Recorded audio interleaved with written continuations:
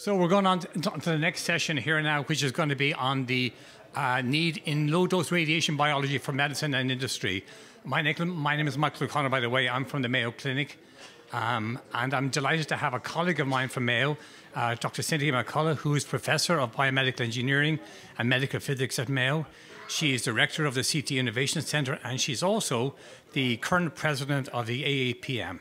So she's going to talk about the benefits of low doses of radiation delivered in medical imaging. Cynthia, thank you. Thanks. Can we have the slides up, please? All right. Slides, please. Okay. I'm actually president-elect. Next year's. It's okay. It seems like there's just as much work. Yep, that's it.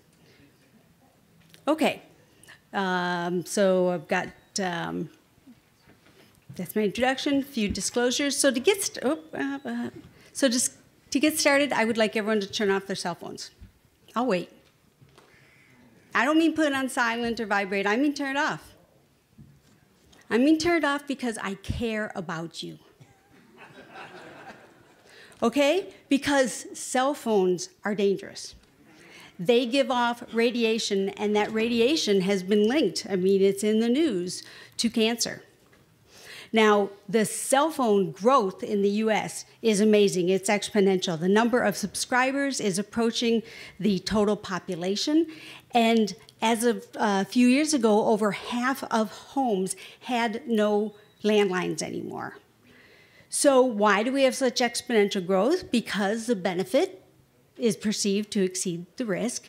Whether the risk is real or imaginary, I'm not going there, regardless of these alarmist media stories, individuals deem their cell phones to be of sufficient benefit to continue this mass migration from landlines to cell phones. But what about public health? If there's even the slightest risk that that cell phone is going to cause cancer, and hundreds of millions of us have cell phones, we could have thousands of Americans dying from cancer. Sound familiar?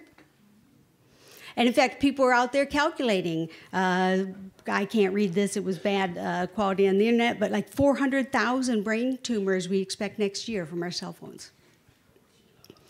So we need to reduce risk. Let's go with Alara. Let's buy our headsets with as long as reasonably achievable cables. And power outputs that are as low as reasonably achievable. Forget those drop calls. Or maybe Asara, let's keep our calls as short as reasonably achievable. And we have to protect our children. Landlines for them, no cordless phones, and no walkie-talkies. But all actions have consequences, so okay, it's going to be inconvenient. We're going to go back to payphones in the airports, and it may be longer to get help when your car breaks down or you've got a crash. But some consequences could be life-threatening if you can't get the EMTs there fast enough. So now let's talk about CT scans. Look familiar? Lots of headlines about CT scans causing us cancer. And there's exponential growth in CT imaging. Why is it growing exponentially? Because the benefits exceed the risk. And whether that risk is real or imaginary, which we've been talking a lot about, and regardless of these alarmist media stories, physicians and patients consider the health benefits derived from fast, readily available, definitive medical imaging that CT provides for so many conditions to be of sufficient value to continue using CT at ever-increasing rates. But what about public health? There's this small risk times a whole lot of people. Well, we have some people out there that are very happy to do the math for us and calculate how many people might die because of these large numbers of people, small risks. And so the message that has been given to physicians and patients is reduce the use of CT. Now, all actions have consequences, so think for a minute about your family's medical care. And imagine there was a really big power outage or Florence came through your city and all the hospital CT scanners are gone. They're all down, emergency department, hospital, outpatient, there's no imaging. How would doctors take care of the trauma patients? people in the intensive care unit, surgical complications, how would they plan for radiation oncology patients, okay? Well, there's consequences if we take away CT. It could be inconvenient, okay? You wait till things are come back up, you go to the next town. We put in MRs everywhere because they don't have ionizing radiation. You could not keep up with the demand even if you ran all the MR scanners in the US 24/7 because CT scans take about 5 to 10 minutes and MRs take somewhere between 60 and 90 minutes and they're already running extended shifts. Okay, so we're going to delay care. And in stroke patients, for example, time is brain. If you can't figure out if there's a bleed or not in order to administer the clot-busting drugs within a very few hour time window, you can lose the opportunity to help that patient. So CT, the absence of CT, can be life-threatening. And this little guy here, this cute little guy, he is who motivates me to get up here and be on a soapbox for medical imaging.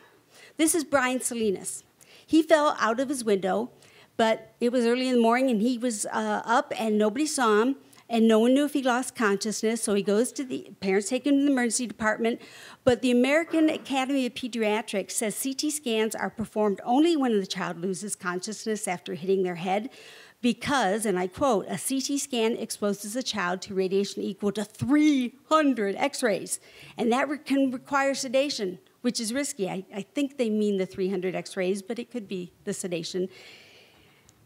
These statements came about within the decade after these first alarmist papers about calculating the number of childhood cancers came out. So the doctor says, we don't need a CT scan because we don't think he lost consciousness. And he died a few hours after they sent him home. And I spent a few hours, about a half hour last night Googling, and I learned about Molly, and I learned about Laura, and Sandra, and a couple other people who all died because their physician did not give them a CT scan in the emergency department. So what is the risk of a CT? Evidently, the population now thinks it's high. Well, we can go to these studies, and they're called original investigations. I take issue with that. There was no dosimetry measured. There were no individuals case control. They did math. They calculated if we do 70 million CT scans and we go look up what the risk is, we could get 15,000 cancer deaths. And they looked up their data from BEER 7. They go to these tables and they say, okay, we assume how many people, at what age, and they got 10 millisieverts. So we'll just scale down from 100 millisieverts and we'll use this number. And this is what they come up with. So this meeting, we've discussed a lot about what is the magnitude of risk in the low dose range, what's the shape of the curve, what is the variability. We've got all kinds of issues to consider. And the conclusions could be that the risks are small, but not likely zero. They could be small, but likely beneficial. And this is my personal opinion. They are small and not likely ever knowable with any certainty. So let's leave the risk of CT. We can calculate it. We don't really know it, but someone will calculate it for us. Let's talk about how to quantify the benefits of CT so we can talk about the other side of this equation. First way we can quantify benefits is good old medical experience, the practice of medicine, compelling cases that demonstrated life-saving benefits of CT. This, for those that are not familiar with CT images, is the aorta. And that line going down through the middle of it is a dissection, life-threatening at its highest level. Okay? Quick CT was able to find this. Great case. But does that quantify benefits for us? Well, no, let's get a little more academic about it and publish a case report, okay? It's the same thing, but now we write it up and publish it. So this is a case of someone who slipped, they get the x-ray, and they see something in the x-ray, aha, it's in the neck, we need to go to MR. Go to MR, they took some images, they see something in the spine, they see something here, but they can't tell what it is, so somebody suggests a biopsy. Luckily, somebody else suggested, let's try CT first. And they see there's this kind of hole. I wish I had a mouse to point this out for you. But asymmetries in the body are not usually good. And there's a big hole over there on your right side in the vertebral body. And if they do a CT angiogram, which is what this is, that's where the vertebral artery is, goes up and feeds your brain with blood, which is kind of a good thing. And it takes this very tortuous path and has carved out the bone. This is probably a patient was born this way. A biopsy in this patient would likely have been fatal. Okay, so that's a nice case report. But let's go further. Observational and retrospective studies, where we compare similar cohorts who were cared for using some other modality or algorithm and those who were used with CT, and then we quantify outcomes, cost, quality of life.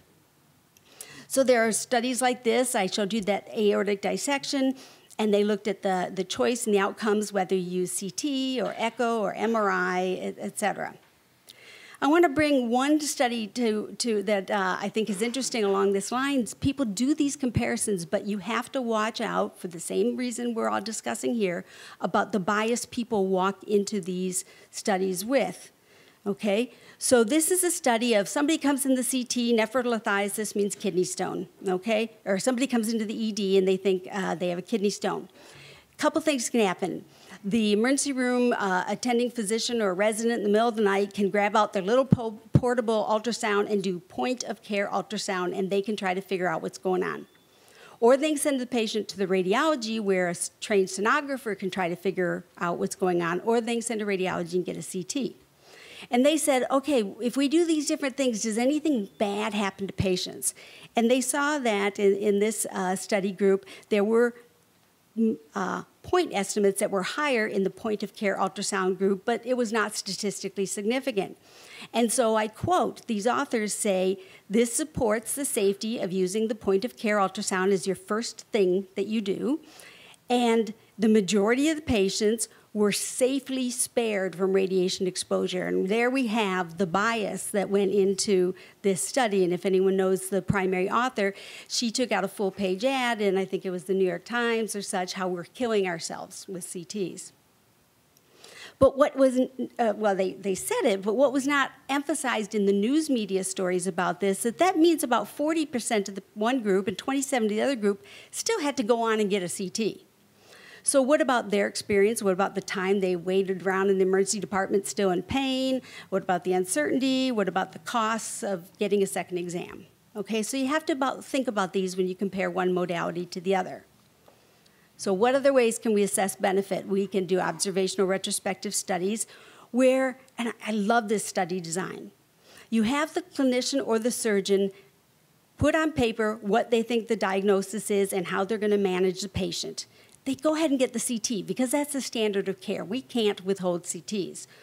But they don't show the physician the CT until after they have written down what they think is going on, and then they quantify how often the physician changed their mind. So this was a study done in Boston with all the big hospitals there, Mass General, Brigham and Williams, and they looked at the emergency department because everyone says we're using too many CT scans in the emergency department. And they surveyed the physicians before and after on these different questions. They had about 1,300 patients and 250 physicians. And the leading diagnosis changed 50% of the time in the patients with abdominal pain, 42 and 24% in the other cohorts. The diagnostic confidence, how certain they are that they've got the right answer, was inversely associated with the likelihood of diagnostic change. Okay, so the more certain they are, the more often they were wrong. CT helped confirm or exclude 95% of alternative diagnosis. So 95% of the time, you got the answer even if you were wrong the first time. And about 20-25% of patients did or didn't have to go to the hospital. That decision changed. So CT made a big impact, and this is a way to quantify it. And if you want to read some of her other papers, she's done this for outpatients. She's done this in young patients. She's very thorough in these analyses. So what else can we do? Prospective blinded randomized trials. Those are the gold standard. And when we bring a new application into the medical field, this is what we do. So CT colonography, or coronary calcium screening, lung cancer screening. These are new things that they needed to do these studies so that the government would pay them for them. They had to prove they were useful. So in 2010, the National Lung Screening Trial showed a 20% mortality decrease from lung cancer in smokers who went and had CT screening. In 2012, American Lung Association endorsed this, but everybody kind of hemmed and hawed and said, well, that's not been reproduced. Well, hot off the press, just I think a week or so ago, it was presented the very large European study that they saw a 26% decrease in mortality in males and 39% in females. And individuals who were flagged as having a lung nodule on their screening exam, 41% of the time they did have one. And 69% of the lung cancers that were detected at screening were very early stage, 1A or B. Only 10 to 12% were stage 4. But for the control group who did not get CTs, 50% of the cancers found there were stage 4 when detected. This is going to make a difference. So how else can we quantify benefits? Well, there are just some exams we do that we simply cannot withhold. Trauma patient comes in from a motor vehicle accident. We're not going to hem and haw and try to do a study design, right? They get the CT. So in many cases, we simply have to resort to expert panels and consensus guidelines. So the American College of Radiology has this. You can look at these online. This is data from a few years ago. They update them all the time, but I don't want to keep doing the study I did on this data, so it's a few years old. They have lots of topics and variants, and they take expert panels to look at the publications and know their own experience and come up with guidelines. And the guidelines look something like this: the procedure, a rating, some comments, and the radiation symbol, which I really think is the stupidest thing on the planet. So the clinical variation, blunt abdominal trauma, unstable patient, okay. They give a rating scale, 7, 8, 9 is usually appropriate, 1, 2, 3, not. And then they give you your radiation symbol. So 30 to 100 millisieverts gets 5 radiation symbols, folks. That's gonna scare a doc off from doing the exam. So here's blunt abdominal trauma, unstable patient. CT's not so good because they're unstable. They might die on the way to the scanner. But once they're stable, all the top indications say do a CT first. Now, I bring up this picture because it's really pretty pictures, and that's what I like doing in medical imaging, but also for those who aren't in the world of medical imaging to see the kind of anatomic resolution and detail that CTs can give. And they're used head to toe, for just about everything you can imagine. So the guidelines have these tables for just about everything you can imagine. And I picked, I won't show you all of them, but I picked the head because everybody thinks head, you've got to go to MR. Well, I'm glad they have MR. I really am. Personal story. I had a brain tumor. It's all good now. But I'm glad they had MR. But look on this scale. Head trauma, headache. Most of these are 9s, 9s, 9s for CT. Okay, it still has a major role. Abdominal aortic aneurysm, okay, a ballooning out of your aorta, really bad thing. They put these wire meshes on to keep it from blowing up, in which you then bleed to death.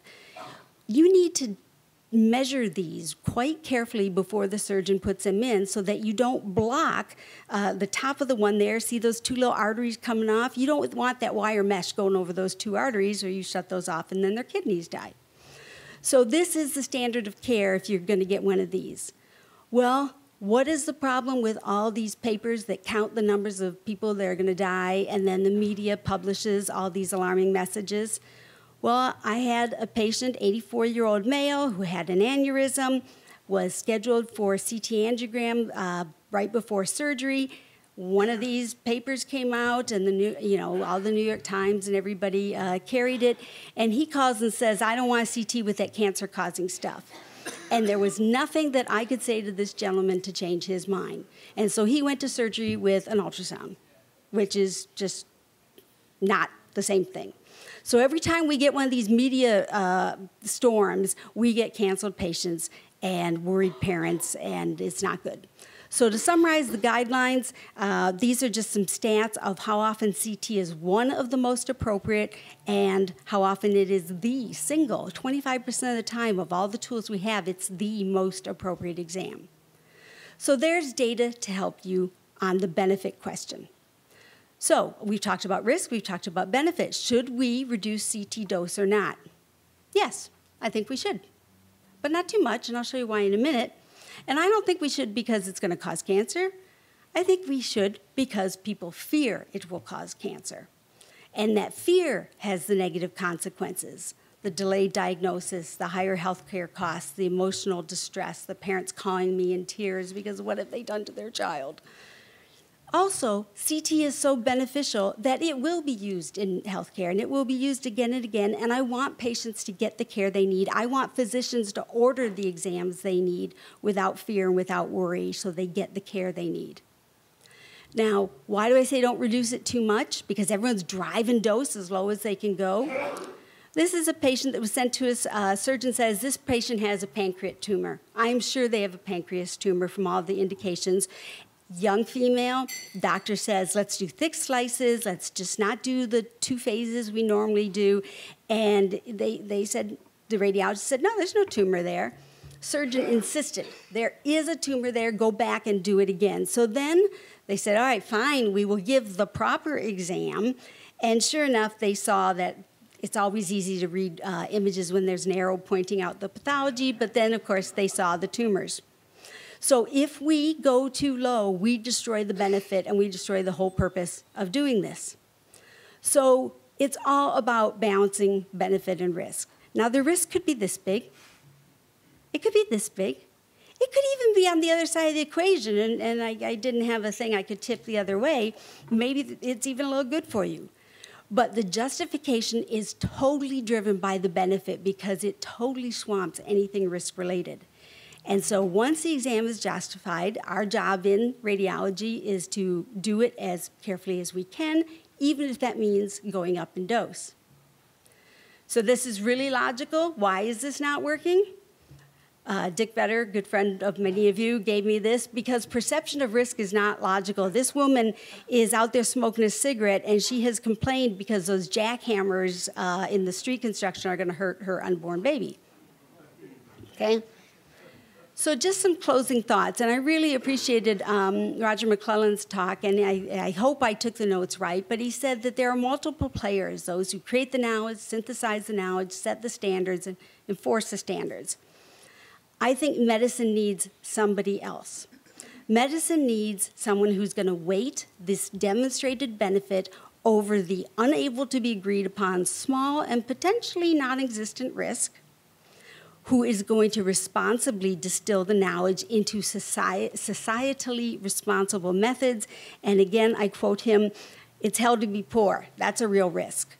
Let's do cost-benefit analysis as well and spend money on schools and falling bridges and things like that. So we need societal responsibility and the benefit of the public, and then give clear communication to the public. And so what I personally would like to see as an outcome is a very clear message.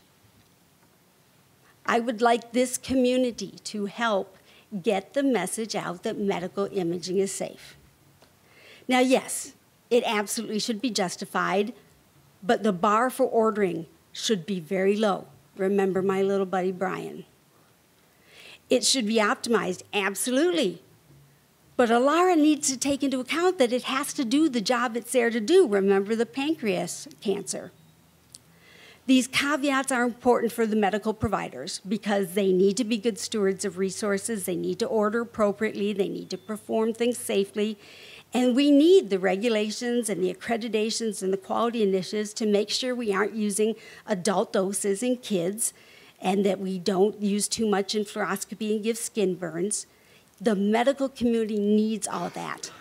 The patients don't need to be caught in this big argument. What they need is someone who will do a much better job at giving them this clear message. And so what I hope that more voices will join me in saying is that when medical imaging will provide useful information, get it and don't worry about it. Thank you.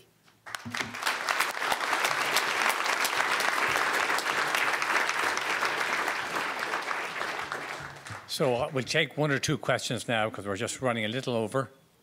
Quick question. If you want to reduce the CT dose a little bit, how much do you need to pay to revise the scans or revise the equipment, or how much do you think it's willing to do in order to do this properly? You can do economic dose reduction just by simply using technique charts that says you're this big, you get this much dose, you're littler, you get this much. So those are things that can be done. The vendors got Congress to actually pass a law that says CT scanners sold in the U.S. now have to have certain dose reduction technology on it. So it's coming along free for the ride, and people just have to learn to use it properly. Right. Vendors got Congress to pass a law to make people spend more money. Yes. I'm shocked. Yes. That was my opinion of that, too, but at least it's there now. Cynthia, that was wonderful. Will we have this available online on the website? Because there was a lot of statistics in here that I would really like to have. My slides are available to the organizers, so they will be in however they make those available. That would be great. I do have a question for you, and that is, don't you think there's a contradiction between saying it's safe and there's no risk of cancer, and yet lowering it in order to make people feel better? Doesn't that contradict itself? I've had that question a lot. And yes, I was one who asked it. It's a little schizophrenic, but the point is people will get more and more. People are already afraid. There's nothing I can do to change that. So if it helps them to get what they need and not be afraid and not call me in tears, then I will do what I can. 2 Tylenol I'm not afraid of. 1 Tylenol, if it works, I'll do it. I do wish the society would quit spending lots of money on new scanners and I like new toys, but we're not spending our healthcare dollars wisely to keep driving it lower. One quick question. I'm Ben Greenspan. I'm a radiologist, nuclear medicine physician. I've read CTs. What you said is right on target. My only question is that if people ask me or other radiologists what to recommend, we're going to be viewed by the public as being biased. So who should be doing this last bit of synthesizing all the benefits and risks and so on? You're right on. I think when all this hit the fan and the ACR, the American College of Radiology, got out there and they said, oh, you're right, the doses are really high and we're going to do everything we can to reduce them. They kind of gave away their story a little bit. They should have said, yes, there are issues, but also it's safe, and they lost part of that message. So you're right. I think the health physics, the radiation biology, medical the physics, radiation experts need to say it more than the radiologists. Thank you. Take one last question from David. Thanks. That was a great talk. Thank you. So I think what we've learned from the CT epidemiological studies of the last decade is that the risks from CT scans are really small. And so any sort of balance between the benefits of CT and the risks, well, they're not in the same ballpark. So you don't really need to do any complicated risk-benefit analysis. If you need a CT, you should have a CT. So I think the issues come when we think about the clinically unnecessary CTs. So there are 80 million CTs done a year, perhaps a quarter, something like that, are clinically unnecessary. So there, I think, is the scope for reduction in risk. I've heard that phrase, that these third of them, 25% of them are clinically unnecessary, and I followed that back. It was in paper after paper, and I finally followed it back, and it was in one of these first consensus meetings after the AJR paper that you're very familiar with came out, and it was, if you read that paper, a straw poll show of hands. That's true. There have been a large number of studies since then, and they've all come out at 20%, 25%. If Brian had been normal, the little Brian guy, if he'd been normal, would someone call that an unnecessary CT scan? See, that's what happens when they don't find something, it was unnecessary. So I really take issue with those studies that say we're doing too many unnecessary. Thank you. Okay.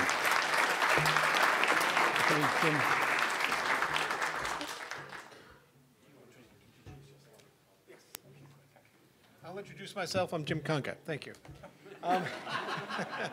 Can you give us slightly more data? Yeah. Well, after a 30-year career as a research scientist, I now find myself asked to give perspective. So I'm going to give perspective And that, is the mic on?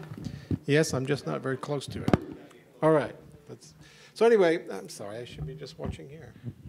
Okay, so the problem as it stands. Radiation risks to humans and the environment are assumed to exist as a result of any exposure, no matter how small. So that's one of the problems. Exposure to natural background is on average about 3 millisieverts per year, although global regional averages range from 0.03 if you're on a carbonate atoll in the Pacific, not Bikini, then it's 0.03 millisieverts per year up to 100 millisieverts per year in places like Ramsar. It's not possible to see statistical evidence of public health risks at exposures less than 100 millisieverts per year because we're pretty much well below the noise level of all other risks faced by humans or the environment, and I want to go over that a little bit more. Regulations require nuclear waste disposal, which is my expertise, systems to meet release criteria, especially the 0.04 millisievert per year to down gradient drinking water supplies with no regard to cost or unintended effects. Of course, LNT, we don't need to go over that much. I actually started my career as an exobiologist, so I was looking at the origin of life and the evolution of biomolecules into cells. And one thing that is never talked about much is the fact that when the eukaryotic cell evolved about 2.3 billion years ago, when oxygen was coming into the atmosphere and we had about 10 times the natural background radiation that we have now, pretty much it responded to both of those things. So it has an immune system that's actually not bad, especially dealing with radiation effects. At that time, background was more like 100 millisieverts to 200 millisieverts per year, and it dealt well with it pretty well. So what are the costs of regulating radiation doses to such low levels, especially the 0.04 millisievert per year in the down gradient drinking wells for nuclear waste cleanup and disposal? So I want to kind of switch that question to how much do we consider the value of a human life to be? Well, if you're EPA, you consider that to be $7 million.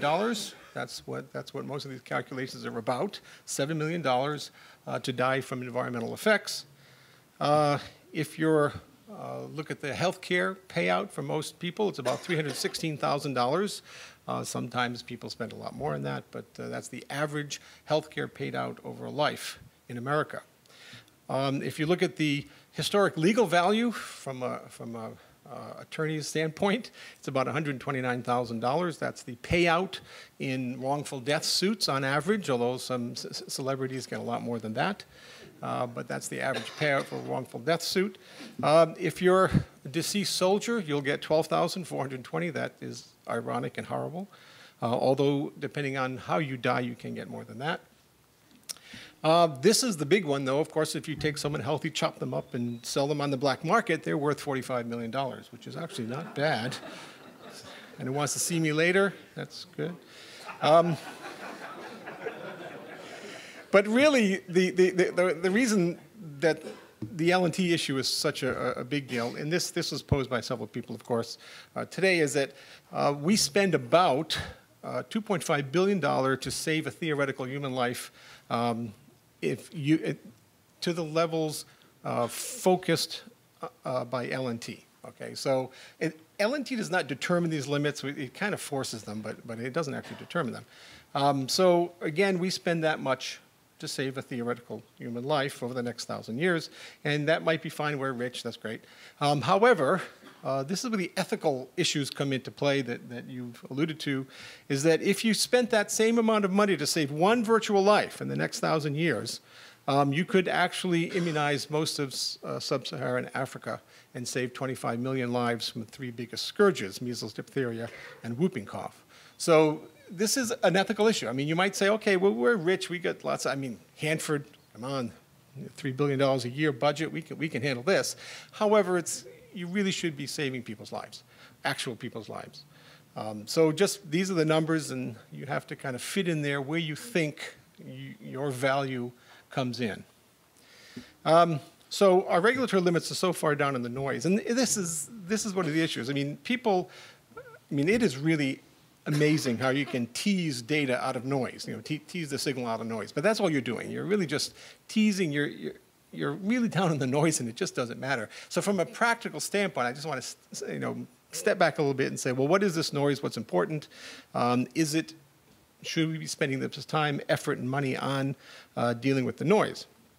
So, but then another thing is that people rarely consider that L&T demands that there be an observable effect. It demands it. It's not like, oh, well, sometimes you don't see it. It's okay. No, L&T demands it. If you look at data like this and you don't see an L&T effect, you have to. L&T demands that you see an effect, especially if you're talking about 200 million people. So if you have a constant dose change over that many people, you must see, L&T demands that you see an effect. So you really have to step back and say, well, how come we don't see it? What does that mean if we don't see it? You really have to see it. So, and people say, well, something else is going on. Yeah, something else is going on. It's called a threshold. So something else is going on. And if something else is going on, then L&T is not correct at those levels. Okay. And the same thing here. So again, you've seen this data over and over again. The fact that below about 100 millisieverts per year, you just get into the noise, and the noise is noisy. So I'd like to talk about radiation risks are best considered relative to more common risks. So I like to show this to the public especially, but just shout out, what do you think is the most dangerous thing on this list? Just shout it out. That's one of the top four, one of the top four. Okay. Iatrogenic. What the heck is iatrogenic? Well, you all should know because you're over 50 in general. It is medicine gone wrong. It is not malpractice. It is not malpractice. Properly prescribed, properly taken prescription drugs, proper surgical procedures, just don't know why the patient died. Okay, so it's not malpractice. That's a whole separate thing. Opioid addiction, completely different thing. And I have that on here too. So, and again, you look at some of this and food poisoning. Why are we still killing people with hamburgers? I mean, that is really stupid. And that's a lot of people, okay? Nuclear industry, one, yeah, that's really bad. Now, a biostatistician gave me grief for not normalizing to the subpopulation. Okay, smoking really is the worst, always has been, always will be. The lungs do not like breathing burnt carbon particulates. And so, okay, but there's not that many people smoking anymore in the U.S. Alcohol's up there. Iatrogenic now falls a little bit because so many people get medical procedures during the year. Accidental falls, this is really bad in getting up there. And I did it. And I hurt myself. And I had to have surgery. Not good. Police work, yeah, there's not that many police officers. 800 isn't a lot of deaths, but there's not that many police officers. Same thing with mining. So, and it's nice to know that eating is only slightly more dangerous than nuclear power. It's supposed to get a better laugh than that. So anyway, but what are the costs? I mean, people want to know costs, and it's kind of hard to tease those out because L&T has been around so long, it's worked its way into everything. So dramatically that it's hard to say, well, what does it cost you as a society? So we can talk about a few things. One, commercial nuclear industry, it increases the cost and increases the fear of nuclear power to the public. That's the main cost to the industry. Environmental concerns, of course, fear prevents nuclear power from addressing issues like climate change, human health, and the environment. Nuclear waste, they increase the cost of repositories. It prevents siting at the most optimal geographic and geologic locations. So now everyone's so afraid of it. We're not going to put it in the best place because that would be horrible because there's some people there that really are afraid of it. So it kind of limits our choices and hobbles us as to what we can do. As scientists, we know what we should do. We're not allowed to do it, so we have to pick the third option or the fourth option. And of course, because of that, the costs increase. Medicine, again, you went over that very, very well, thanks. And then emergency preparedness. This is an interesting thing. The cause of extreme radiophobia after accidents, or even release like plutonium particulates from Hanford site last year was trivial. I mean, literally it was trivial, but it got everyone very excited. And even something like a future dirty bomb attack. I don't like to think about dirty bombs very, very much. I'm an expert on that. And yeah, it's the fear that causes a dirty bomb to be an effective weapon. It's totally about fear. You cannot get a dirty bomb effect where the rad does anything more than the bomb. Okay, a good-sized car bomb that'll kill 100 people, even if you had, 250,000 curie, you spread it over the billion square feet in a 10-block area in downtown Manhattan, the dose drops to not much above background. So again, it's a fear issue, and that's why it could work so well. We've had 2 attempted dirty bomb attacks in the world. I don't know if you know that. One was foiled and one was failed. So the extreme radiophobia following a nuclear radiological issue, loss of lives, occur with the frantic evacuation like at Fukushima, where it was pretty much unjustified. Increased suicide and psychosomatic disorders, we saw that after Chernobyl in a big way. Unnecessary permanent abandonment of properties and or for contamination well within the levels of Earth background. So again, this is going to cost us. I mean, you might think of the cost sociologically, but the cost economically is huge. And then the extreme costs of cleanup relative to actual risk. So Fukushima is the best example of this. We evacuated, the government evacuated 160,000 people from provinces surrounding Fukushima, resulted in about 1,600 deaths, mainly on the elderly and disabled, and mainly from basically ripping them off of life support and other things and moving them where they should not have been moved. According to the World Health Organization, there's no acute radiation injuries or deaths among the workers or the public from exposure. The lifetime radiation-induced cancers are much smaller than the lifetime baseline cancer risks. For about 160 workers who received a whole-body effective dose over 100 millisieverts, expected cancer increase will not be detectable in the normal statistical fluctuations in cancer for this population. Now, you probably heard there was one guy died recently from Fukushima radiation. Anyone actually believe that in this room? Anyone believe that?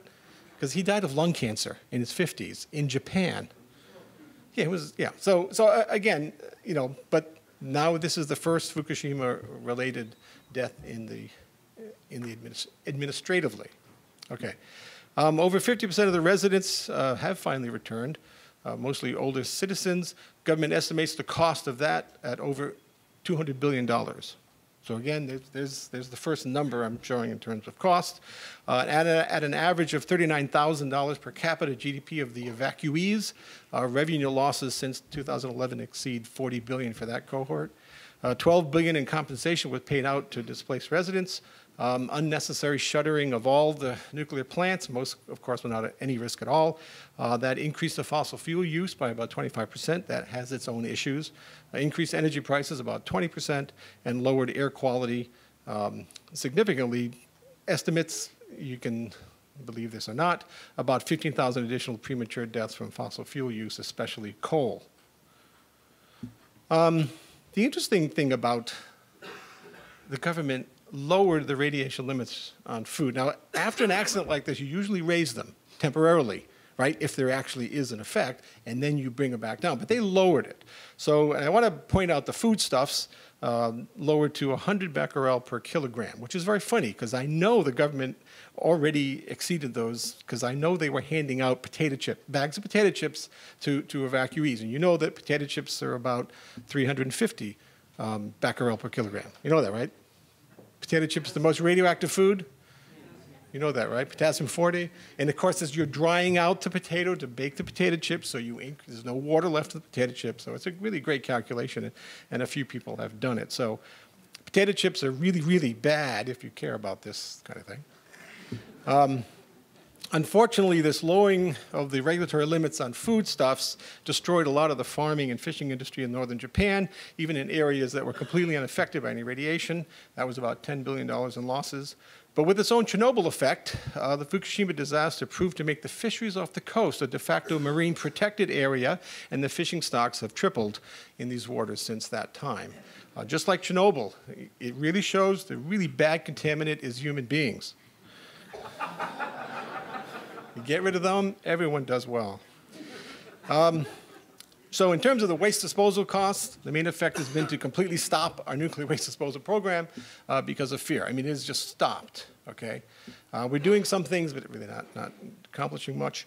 It gave us glass over grout for high-level waste. Anyone know this issue? Even though grout is a lot better. Okay, the waste they had for tanks is the wrong chemistry for glass. It loves to be in grout. Hanford vitrification program, not including the repository costs, will exceed $90 billion versus $30 billion for grouting and disposal elsewhere, and $30 billion for grouting in place, if you care about that, even though there's no statistical difference in their risks. It's made it impossible to cite a repository and has prevented us from correctly reclassifying high-level waste in Hanford as transuranic, which it is now. Unnecessary engineered barriers at places like Yucca Mountain, titanium drip shields, $30 billion for the titanium alone, and it has increased the disposal costs over $200 billion, just to meet L&T determined limits. Okay, we'll go to Hanford here for a second. If you don't know what high-level waste is, it's bomb waste, okay? It's not power waste. Anything from the nuclear power industry is not high-level waste, period. It's only bomb waste. And there's only two types of bomb waste, high-level waste and transuranic waste. When you're making a bomb, okay, you put it through a weapons reactor, not a power reactor, a weapons reactor, and you then dissolve the fuel up and separate out the plutonium. There are several steps there. The first two, the waste from that goes into high-level waste tanks. That's high-level waste. It has all of the fission products and a little bit of uranium plutonium. The rest of the steps are for polishing plutonium and uranium. So there's not many fission products there, and that's called transuranic.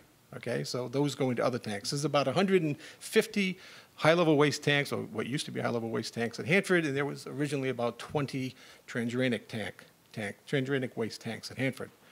Now, fortunately, actually, since 1970, most of the cesium and strontium, the hot, significantly half-life hot fission products have decayed away, 1 or 2 half-lives, and we removed half of them in the 70s and 80s, so it's not high-level waste anymore. Now, you'd think that would be a good thing to know, right? Because high-level waste disposal is infinitely more expensive than transuranic waste disposal, but we haven't done that mainly because of L&T and the fear of radiation. So if we look at the important aspect, and I'll focus on the 4 millirem per year, whole body in water down gradient, this is the edge of the Columbia River, the edge of the Hanford site at Columbia River, where most of the effluent from leaking tanks or anything else would come out over the next several thousand years. Sorry about this.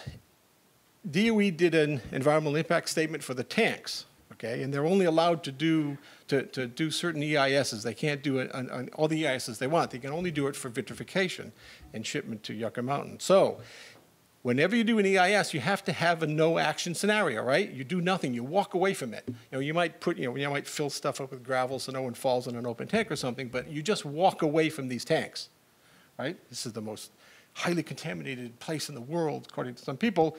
And if you walk away from the tanks, your peak dose at the river's edge is 4.37 millirem in the year 4978.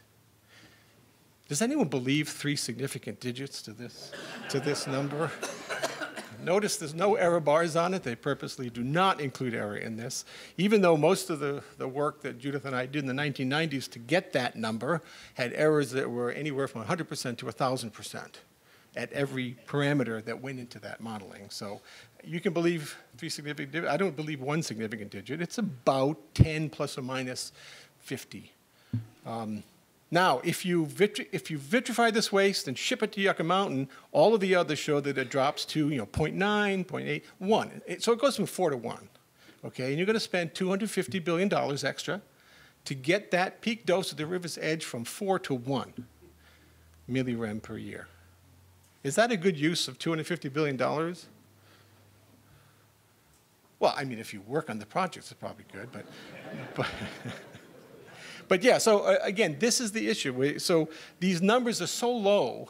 I mean, if anyone thinks the health risk to the public in the year 4000 or the year 3000 is different from 4 millirem or 1 millirem, does anyone actually believe there's a significant difference to the population in 1,000 years between 4 millirem a year and 1 millirem a year? I mean, all you have to do is move to Spokane from here, and you'll get 50 millirem a year more. And that should be outlawed.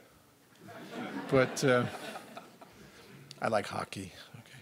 Okay, okay, now all you have to do is grout in place, and we actually did this EIS a while ago, and you drop from 4 to 0.9. You just grout the tanks in place at a fraction of the cost.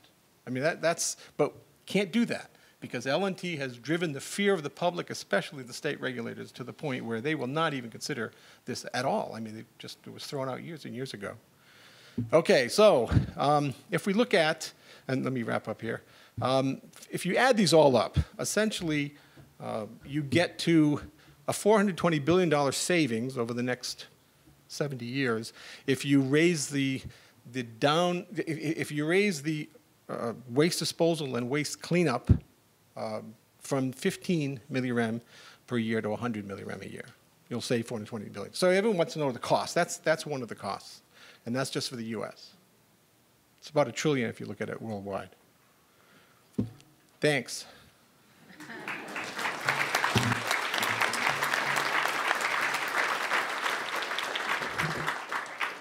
We'll take one quick question. Thank you.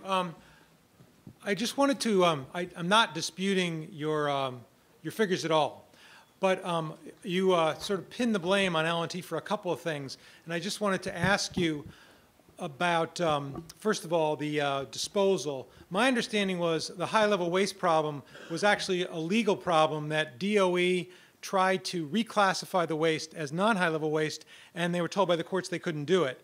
So that didn't seem to me to be an L&T problem. I mean, I understand what you're saying, but that seemed to be a legal problem. And then I just wondered if you could respond to that, because a lot of this seemed to me to go back to what Bruce Napier was saying in terms of implementation, not necessarily a scientific theory. Right. No, and I agree in that regard. But what is driving that? Why was the state suing? Why, because of the fear of radiation. I mean, if you look at the groups that actually behind these lawsuits in Portland and Seattle, they basically say every photon is going to kill you, and therefore we have to vitrify this waste and send it to Yucca Mountain. We cannot possibly grout it and dispose of it anywhere else. So I mean, I guess whatever. But what's driving the legal issues? It's not a bunch of attorneys got together. It's the public is afraid. We'll talk about this. Good. It's the public that feeds those attorneys. Yeah.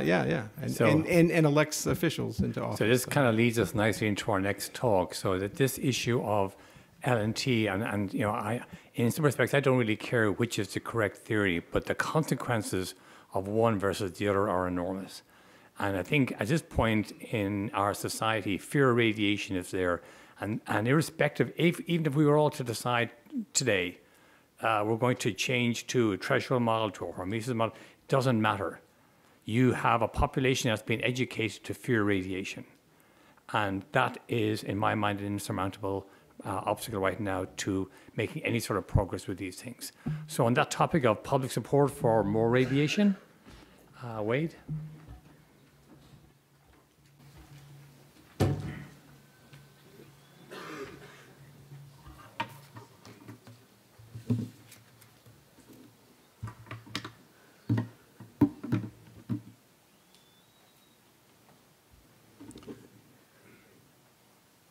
Thank you. Well, I never liked these overused stories, but I really think there's an elephant in the room, and the elephant in the room is the public, and we haven't tackled them yet. And I want to talk about the public. And so I'm going to talk about what we should tell the public, and it's going to take many generations to get this right. But we've got to start with the story that we tell the public, not the instructions that we give to the public, but what we tell the public in schools and what the kids in the schools then go back and tell their parents over the table in home, and the parents just might listen to that more than they listen to what they see on the television.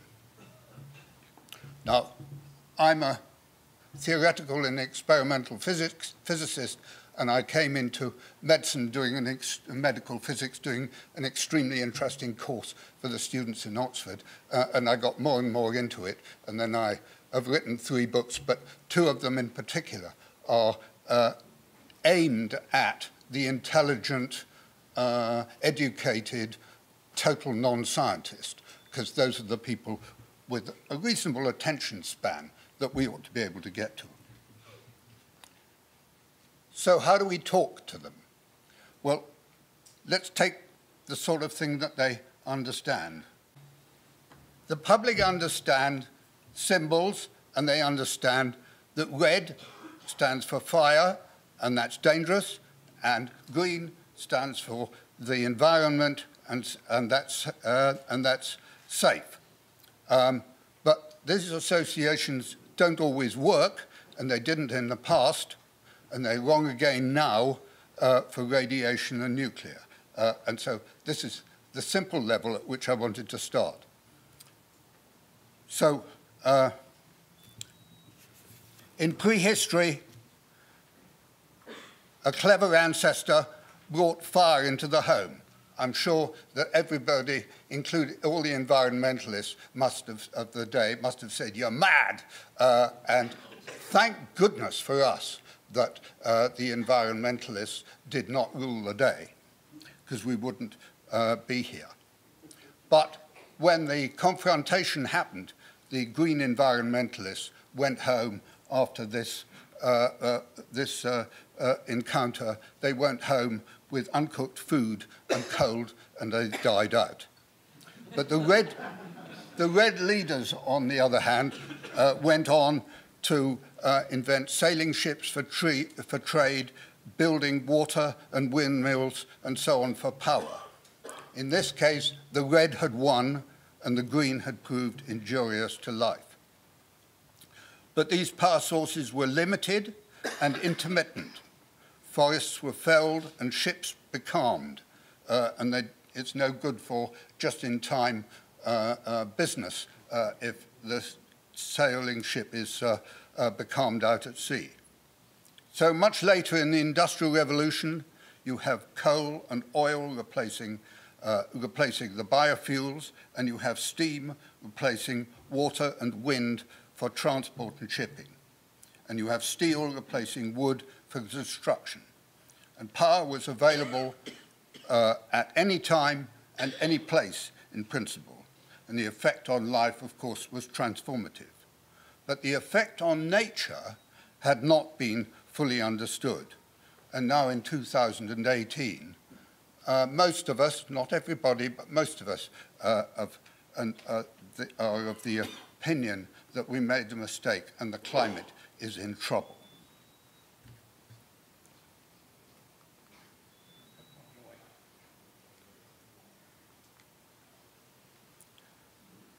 So without carbon technology, what other sources are available in principle?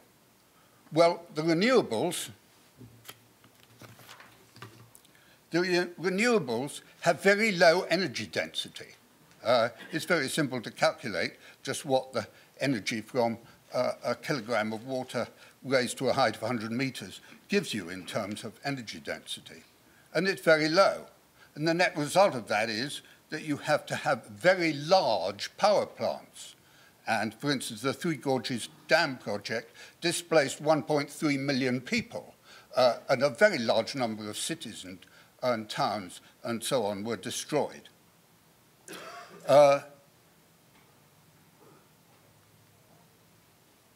England's green and pleasant land, this is just outside Oxford. England's green and pleasant land has turned blue with solar panels. Wind farms on every hill. Wordsworth would have had a fit.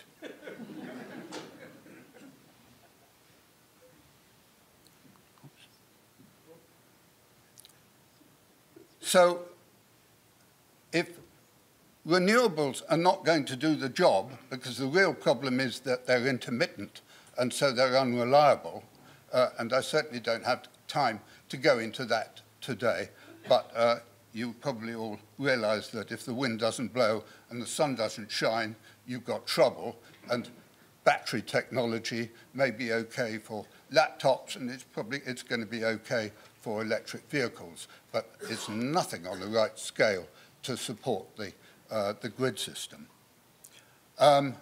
So we're left with nuclear.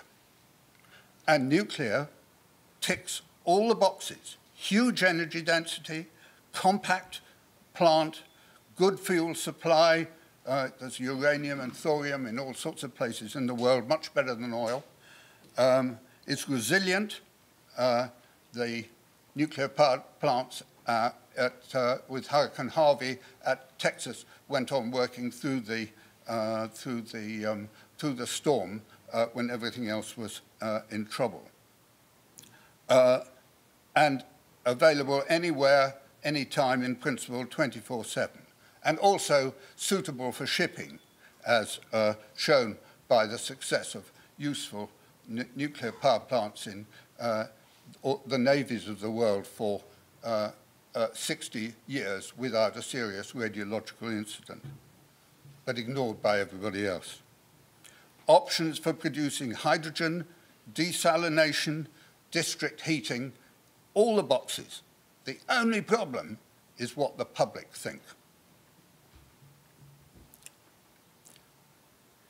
And they've learned for 75 years that it's dangerous because of the association with nuclear weapons. Now, there was a time at which, of course, in the Cold War, this was politically helpful because it frightened people into being, it made the détente of the Cold War work and to freeze the present situation until eventually the Soviet Union gave up. But in doing this, science has hidden the true story of radiation and health, and we all know that, but the others don't. So as a result, we have inept safety regulations that have caused severe social harm, increased nuclear power costs for no reason, obstructed the mitigation of climate change. Nuclear is green, natural, and safer than fire. That's what we have to say. Nuclear is safer than fire, and I want to put some flesh on that statement in a minute. Attaching a red flag to nuclear, and it's less appropriate than attaching one to fire in the Stone Age, and renewables are certainly not green.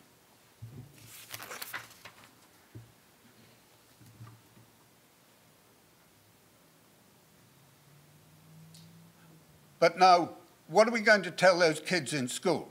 Something rather simple, I think. And that is, but something you won't read in the books. Biologic. What?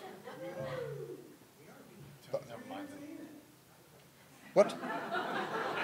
Sorry, oh. Oh, I see. I want to talk about biology's defense strategy. And here's a picture. Biology, the business of biology, it's not science, it's not physics, it's not mathematical or anything. Its business is survival. And it does this by producing multiple copies of everything on 2 different scales. And it's the power of statistics. Some may fail, but some will get through. And so it produces, first of all, many individual organisms, many of us, and then on a completely separate scale within each organism, it produces many cells. In each case, both for the individuals and for the cells, they have defense by talking to one another, and hence there is a cellular bystander effect, which of course we've been hearing about, for instance, this morning, that there are cooperative behavior, but also there are cooperative behavior between us. That's what we've gathered here, for instance, over these few days. The talking needs to be informed. And clearly, the cells have, by evolution, have got their act together, and the relationship between cells is beneficial to the survival of the organism as a whole. So the defense of the cellular level has evolved over the 3,500 million years, and but the signal from an oxidative attack like radiation is exceedingly small.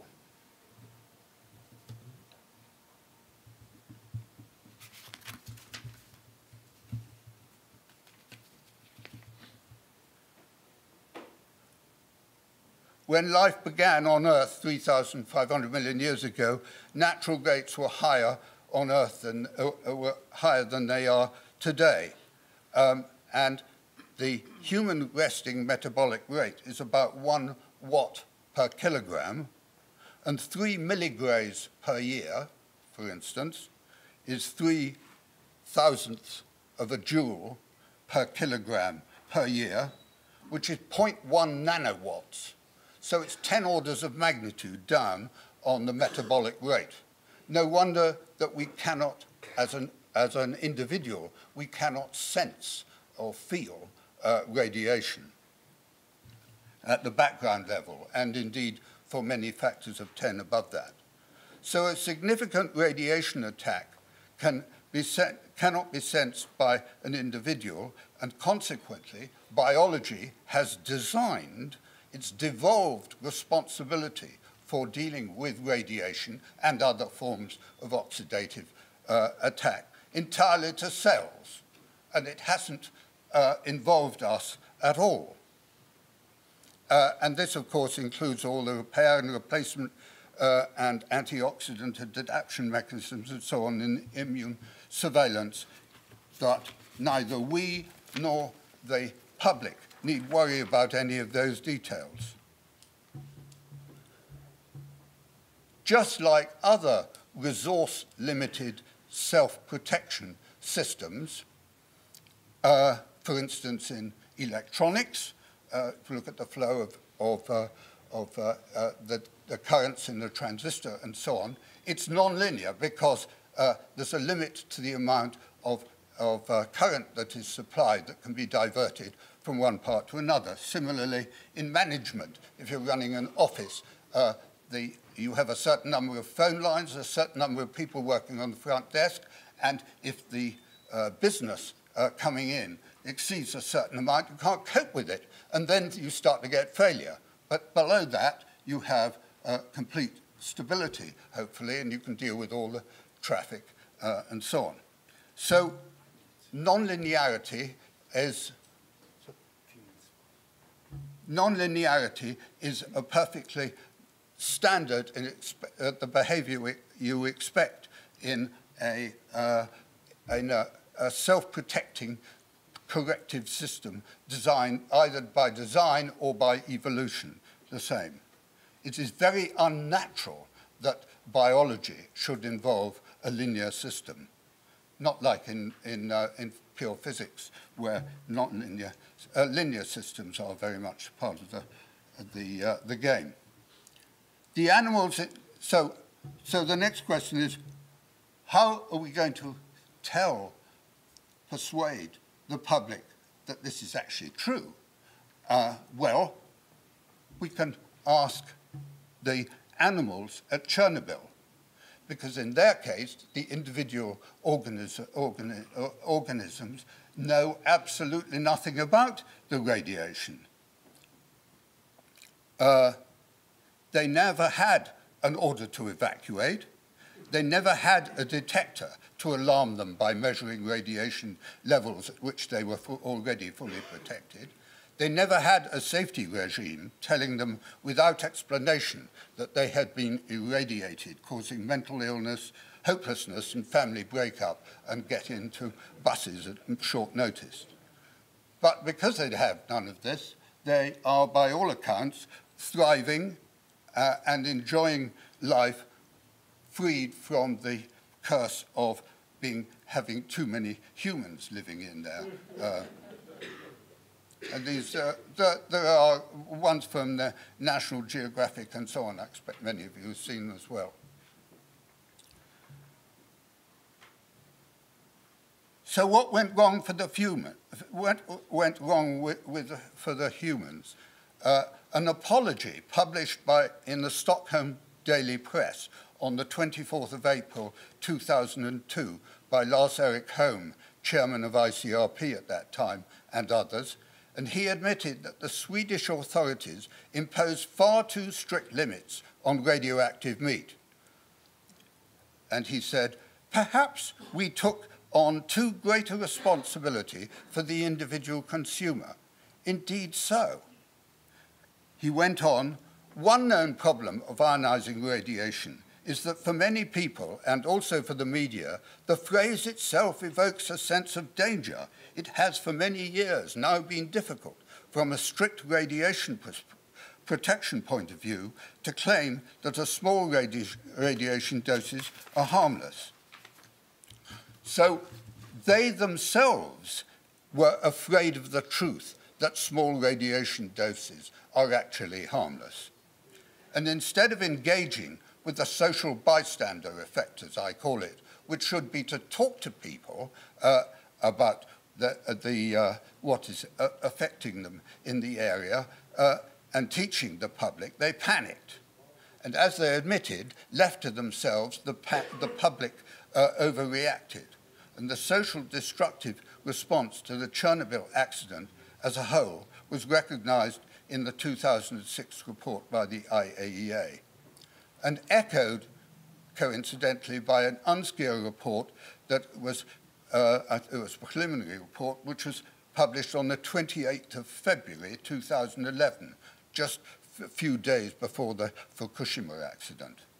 Unfortunately, none of these reports, which were good, was read in Japan, and nobody understood enough to explain the impact of Fukushima, and the whole sorry story happened all over again. In the information vacuum, the social bystander effect simply amplified fear and rumor, and the result was close to panic, not only in Japan, but around the world. Well, since I'd already published the first book,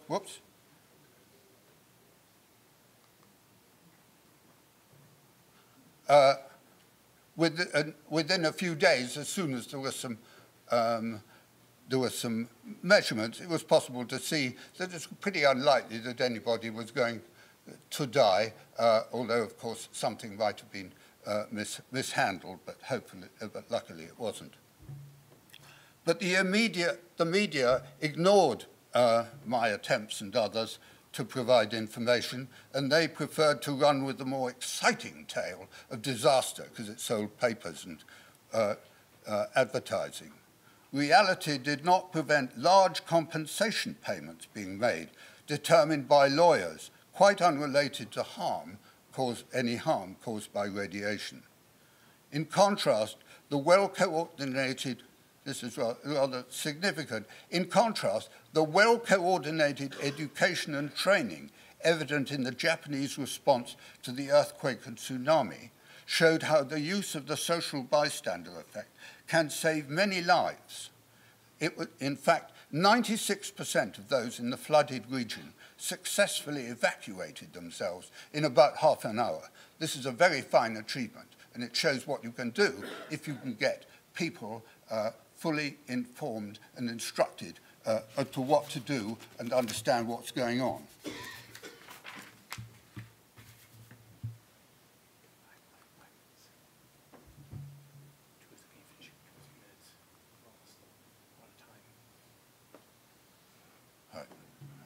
I've got the time, haven't I? So the question is, what should the radiation dose rate threshold be? Well, in this case, here, of course, we run into more arguments, but I look at what the actual numbers say. It is sensible to take two reactions to a radiation attack.